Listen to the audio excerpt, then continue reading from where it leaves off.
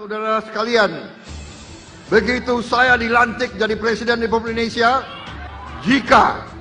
jika memang saya menerima mandat dari rakyat, pada saat itu saya akan cari bukti-bukti korupsi semua itu. Dan pada saat itu, mulai saat itu, saya akan kejar koruptor-koruptor itu. Bila perlu, sampai ke Antartika, sampai ke padang pasir yang paling jauh akan saya kejar. Hai para koruptor atau yang merasa pernah mencuri dari rakyat, kalau kau kembalikan yang kau curi, ya mungkin kita maafkan, tapi kembalikan dong. Nanti kita beri kesempatan cara mengembalikannya, bisa diam-diam supaya nggak ketahuan. Mengembalikan loh ya, tapi kembalikan. Jadi tidak hanya omon, kerjanya omon saja. Saudara, begitu saya dilantik jadi presiden, saat itu juga akan saya kejar itu koruptor-koruptor. Kalau perlu sampai ke Antartika. Tapi bohong, kader gue korupsi. Sorry ye. Jenderal omon-omon. Sebelum dilantik, omon-omonnya begini nih.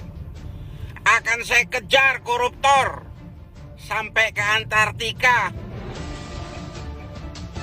sampai ke Gurun Sahara. Omon-omon. Setelah dilantik, hai para koruptor, hai teman-temanku, kalau kalian kembalikan diam-diam, kalian akan saya ampuni. Yang penting dikembalikan ya. Uang yang dikorupsi itu uang rakyat. Nah, terus kenapa Pak Prabowo yang memaafkan koruptor? Kita kan bukan kerajaan gitu ya. Ya, enak sekali ya rupanya jadi koruptor di negara kita ini. Cuma mengembalikan hasil kejahatan, dimaafkan, selesai perkara. Kalau menurut saya nih, koruptor itu memang sudah sepantasnya dihukum seberat-beratnya. Karena uang rakyat miskinlah yang mereka curi. Presiden Prabowo akan memaafkan koruptor? Wow, oke, kita bahas. Saat masih kampanye dulu guys, Presiden Prabowo pernah bilang nih bahwa ia akan mengejar koruptor sampai ke Antartika. Kalau perlu, beliau akan kirim nih pasukan khusus. Wah, heroik banget ya. Tapi lagi-lagi, ini cuma omon-omon belaka guys. Karena baru aja beliau menyampaikan rencananya akan memaafkan koruptor yang mengembalikan uang curiannya kepada negara. Jadi kesimpulannya, koruptor nggak bakal lagi dikejar sampai ke Antartika ya. Cuma dikejar sampai ke ATM buat transfer balik uang curiannya kepada negara. Nah, kayaknya guys, ini bukan rencana baru Presiden Prabowo. Karena Menko Kumham Imipas, Yusril Iza Mahendra bilang nih, bakal ada ribuan koruptor yang akan menerima amnesti atau pengampunan dari pemerintah. Beliau juga bilang nih, kalau memenjarakan koruptor itu nggak ada manfaatnya. Saya jadi penasaran nih, kalau koruptor bakal dimaafkan pas ngembaliin uang negara, nah kasus Pak Tom Lembong bakal gimana ya? Kan nggak ada kerugian negara yang ditimbulkan dari tuduhan korupsinya. Jadi Pak Tom harus ngapain ya biar dimaafin sama Presiden Prabowo? Nah, kalau teman-teman sendiri gimana? Siap memaafkan koruptor di bawah kepemimpinan Presiden Prabowo? Sebelum secara hukum, secara politik, psikologis, saya kira itu merupakan ekspresi dari niat baik Pak Prabowo untuk menyelesaikan masalah korupsi yang nampaknya hampir membuat frustasi ya. Karena semakin lama, semakin membesar, kemudian kasus-kasus yang ada tidak bisa ditangani dengan tuntas. Oleh sebab itu kita harus hargai. Tetapi menurut saya itu berisiko ya. Kalau misalnya memaafkan korupsi, lalu apalagi dengan diam-diam, lalu asas pemerintahnya yang dua saja menyangkut akuntabilitas, pertanggungjawabannya gimana? Siapa yang melapor dan korupsi apa dan apa jumlahnya benar? Lalu asas transparansi juga bagaimana? Belum lagi bertentangan dengan undang-undang misalnya. Kalau bertentangan dengan undang-undang sih ya gampang dibuat undang-undang baru kan gitu kan. Tetapi itu tadi transparansi dan akuntabilitasnya tidak bisa dijamin. Dan belum tentu orang mengaku juga korupsi kan gitu. Oleh sebab itu saya kira ya kita hargai itu bagian dari pernyataan Pak Prabowo yang katanya nanti akan berbuat sesuatu yang bisa dilihat sesudah 6 bulan. Jenderal omon-omon. Sebelum dilantik, omon-omonnya begini nih. Akan saya kejar koruptor sampai ke Antartika. Sampai ke Gurun Sahara. Omon-omon. Setelah dilantik, hai para koruptor, hai teman-temanku, kalau kalian kembalikan diam-diam, kalian akan saya ampuni. Yang penting dikembalikan ya. Aduh, gimana? Negara ini mau bersih dari para koruptor. 300 triliun potensi kerugian negara. Itu cuman dihukum 6 tahun. Kalian tahu nggak? Itu 6 triliun.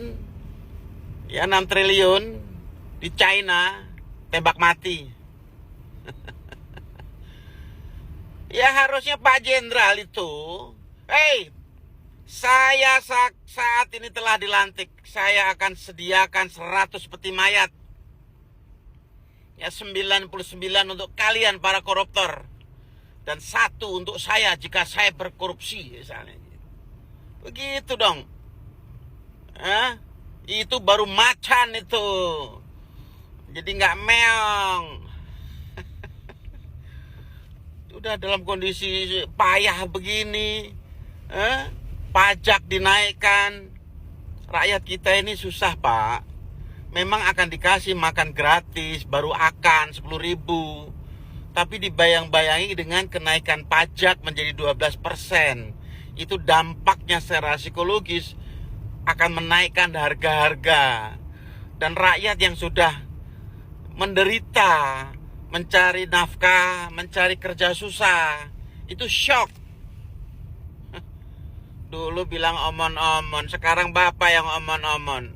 Aduh, tunggu ya, saya baru 2 bulan. Pak, udah 2 bulan, udah hampir 100 hari, masih omon-omon aja. Ini dolar ini udah 16.000. Tuh, nyari kerja susah. Cobalah tengok berapa banyak anak-anak yang tamat dari S1, apalagi anak-anak tamat SMA, nganggur. Aduh, korupsi mau diampuni. Para botan. Halo guys, masih ingat gak tanggal 1 September 2024 lalu Pak Prabowo pernah mengeluarkan statement bahwa dia akan menyediakan anggaran khusus untuk memburu para koruptor. Nah, tapi ternyata di hari ke-59 dia sebagai presiden, dia mengatakan akan mengampuni koruptor asal dikembalikan. Jadi asal uang korupsinya dikembalikan. Nah, ini disampaikan oleh Presiden Prabowo Subianto dalam pidatonya di hadapan mahasiswa Indonesia di Universitas Al-Azhar di Kairo, Mesir pada hari Rabu yang lalu ya, tanggal 18 Desember. Nah, bingung aja sih saya, kok nggak malu ya beliau mengeluarkan statement seperti ini. Kita ambil contoh misalnya si A ya. Si A korupsi 1 miliar gitu. Nah, uang korupsi itu lalu dibangun satu usaha misalnya gini ya.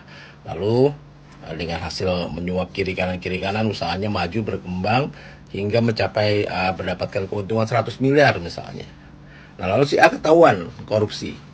Lalu yang uang 1 miliar korupsinya ini dikembalikan. Dan setelah itu selesai masalah. Lalu bagaimana dengan segala macam kerusakan yang ditimbulkan? Nah, begini ya, uang yang dikorupsi itu uang rakyat. Nah, terus kenapa Pak Prabowo yang memaafkan koruptor? Kita kan bukan kerajaan gitu ya. Ya, enak sekali ya rupanya jadi koruptor di negara kita ini. Cuma mengembalikan hasil kejahatan, dimaafkan, selesai perkara. Kalau menurut saya nih, koruptor itu memang sudah sepantasnya dihukum seberat-beratnya. Karena uang rakyat miskinlah yang mereka curi. Kalau kita lihat ya, kerugian negara akibat korupsi ini mencapai 56 triliun. Tapi uang pengganti ini hanya sekitar 19,6 triliun saja.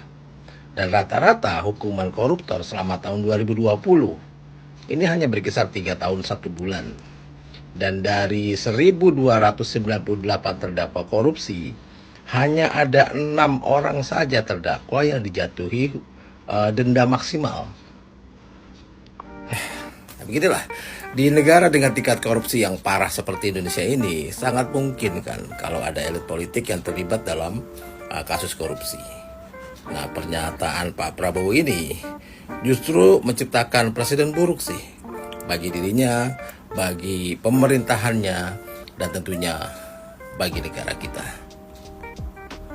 Salam.